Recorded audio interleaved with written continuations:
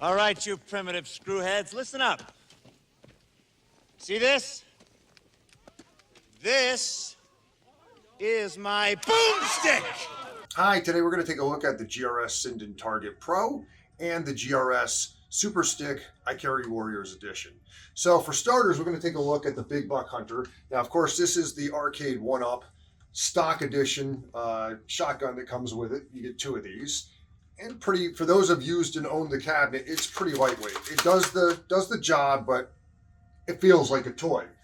So along comes the GRS Sinden Target Pro, which I've had the great pleasure of being able to test with Glen Planamento, and it is substantially different. I mean, the weight on this thing, you could really, really whack somebody over the head with it, knock them out. It's got a nice molded, what feels like a wood grain handle here. Pump action is a lot more solid. It's a lot more durable. It ships in 2 boxes, thus the cost of the price is a little higher. Glen's trying to get the cost of the packaging down, but it comes in 2 boxes. And along with that, you get a green and an orange cap. So if you want to play 2 players, you can, or you can take the cap off and, like I have it, play with the black base color. And what's nice about this, you can not only use it with the upcoming Viper that GRS is going to be putting out, you can use it with a Raspberry Pi, you can use it with a PC, and of course you can use it with the Arcade 1-Up Big Buck Hunter. It doesn't work with any of the other Arcade 1-Up light gun games. It's just for the Buck Hunter. And what he's done is provided a really handy adapter, so you don't have to take the back cover off. It's this little USB dongle adapter, and you're just going to simply take off. I'm going to set this down for a second. You're going to take off the stock edition connection. I'm going to turn this off here. We'll turn up the volume a little bit so you'll be able to hear what I'm playing. So you just simply disconnect this cable here. And I'm going to take the new connection, if I can see it here because my eyes are so bad, and plug it in. That's it. And they do fit in here. I'm going to show you. It's a little weighted, so if you look at the stock one, it kind of is up. Because this is a little heavier, they do fit into the sockets, but you'll find that it comes down a little bit more than it stands up. But that's okay, because if you have 2 of these matching, it's not really going to make a difference. But I was happy to see they easily fit into the cabinet itself. What I was pleased to see is that it does have recoil on the trigger. Now, there's no recoil on the pump action. It's not to say that that won't be the case with the final run of it, but I was pleasantly surprised that there actually is recoil on the Arcade 1-Up, because unless I misunderstood Glen, I didn't think that was a possibility. What I'm holding is the finished production unit that's going to ship. The only thing that I was told that's missing at present is, you'll see here, there's a little bit of an indent here. This is where the GRS Target Pro logo is going to go, but this is the actual production gun, and this time I don't have the full universal firmware that's going to finally ship with. I haven't tested on Batacera or on a PC. I'm going to do a follow-up review later on and showcase some of the gameplay once I get it working on a PC. But for now, we're going to take a look at it on the Arcade 1-Up. Okay. And I found that versus the stock gun, this is definitely more accurate.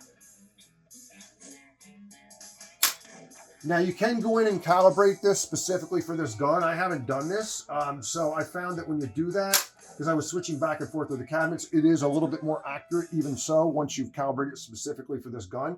But this is using the calibration that's already set up with the stock guns, and it's still much more accurate than the stock guns. Okay. Now I'm going to suck at this game, I know, because this is a pretty challenging game. So I'll do my best so you can get an idea of what the gameplay is like. All right. Ah. Oh. I always peg the dough. Ah, see? Look at that. Already I've increased my score. Come on. Ah! Got away.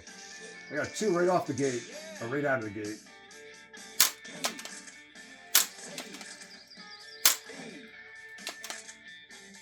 Let's do one more round.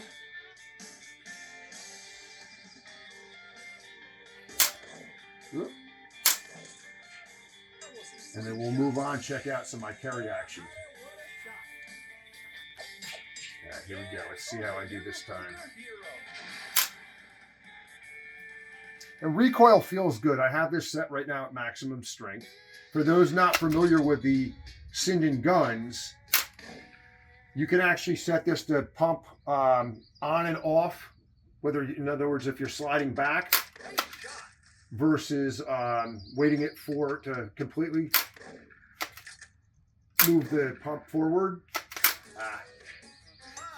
You can set the recoil for the side buttons or for the trigger. So there's quite a bit of options for the recoil, which I thought was pretty cool. Now I've used both Gun for IR and the Sinden, and you know, obviously the biggest advantage of the Sinden is it's just plug and play, in the sense that you can just plug this in and your borders are in there, and it's plug and play on the go. So for me, what I kind of like about this is I have a little micro PC. I can bring it over to a friend's house and I don't have to have the LEDs to go with me, and it's plug and play. I can set it up within a minute or so, ready to play out of the box. Again, this will work with the GRS Viper that's coming up soon. You'll be able to use that with your IR Arcade, along with Glen's control board, and with Raspberry Pi PC, and of course the arcade one up. And I'm really, really impressed with this gun and the quality of this gun. Like I said, I know Glen is trying to get the price down, but for $250, it's really not that bad. When you compare the price of what the Sinden gun costs and a Gun for IR, which on average is about $500, $250 is really not bad for what you're getting. It goes together with a couple of screws. You can check out Glen's video, but you can put together within a minute or so, and you're ready to play.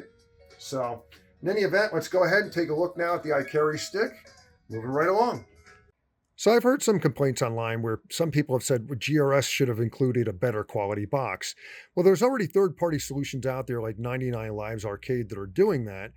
But for the price you're paying for this unit and what it comes with, it's a real deal. And what I really wanted to do here was to demonstrate just how much you can get out of the box, including making it its sort of own handy carrying case. So with an X-Acto blade, I cut out the area that would normally house the other tops, and it recesses right inside the box. So if you're going over to a friend's house and you want to play, or if you even want to just store this away, you can store everything in the original box that it came with. And I even took and notched out the front here so that it can close right around those buttons that I mounted in the front. So if we take a look inside, you can see that I took the daughter board and mounted it. And pretty much that's only used for games like Frontline, and once it's set up, you really don't need it any longer. So I just mounted this inside the box rather than on the outside of it. But moving into the heart of the case, you can see that mounted on the bottom of our Ikari stick is the restrictor gate, which will allow it to switch between 4 and 8-way. And this is great if you want to be able to maximize potential for the stick and use it for things other than just the Ikari rotary style games. And this is actually running to the Arduino daughter board that comes with the restrictor gate kit. You can kind of see it buried behind the cabling there. And I'm using an extra button. So what you really have is the one mode button that comes with the Ikari stick. You have one split button that comes with your Arduino gate restrictor kit. And I'm using an extra one that can be purchased from GRS's thunderstickstudio.com site. And I'm using that for your coin and start buttons. So taking a closer look, you can see I'm using a SABRENT USB hub to wire the USB cable for the Arduino coming from your gate restrictor switch, and also for the Super Stick. And then I have the cable coming out the back from the SABRENT, where you would normally run the cable directly from the Super Stick controller, and that connects to a USB female extension to a male extension, and that's what I'm plugging into my PC. And it's that simple. Everything's a little bit tight fitting, but it does fit in there, and it does close up properly. So for those who don't want to spend any extra money and really want to get the most potential, you can pack a lot into this little handy box that comes with your GRS Super Stick Ikari Warriors Special Edition. So let's take a better look at the buttons that I've installed in the front. So I have on the left here my coin and start, and then I have my gate restrictor changing button over here on the right. So you can hear it actually as it changes. Right now, green, it's in 8-way. You can hear it change again. I'm going to get in a little closer. You hear the motor changing. So it's changing between 8-way and 4-way. for the gate restrictor inside, and that's using the flight stick restrictor gate, not the regular restrictor gate that you can buy for Sanwa sticks or Sanwa compatible sticks.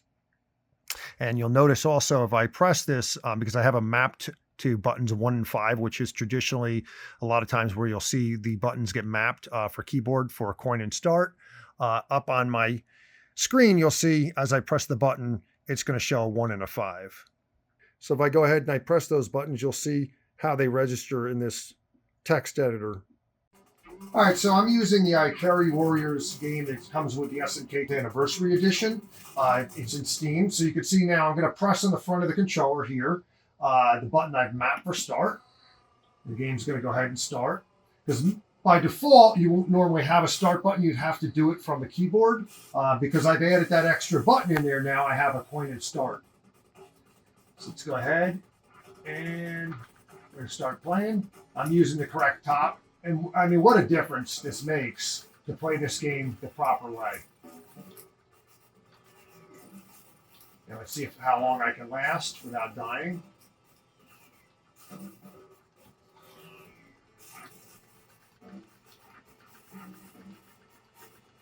I mean, I don't think I've ever gotten as far in this game before as I have with the Super Stick. Of course, I'm not getting very far now anyway. That has nothing to do with the Super Stick. I just suck at this game. It's hard. But you get the idea. And you can see it works really, really well right out of the box. You can use these as well with the AtGames Core Max. It's a fantastic product. So I can't recommend it enough.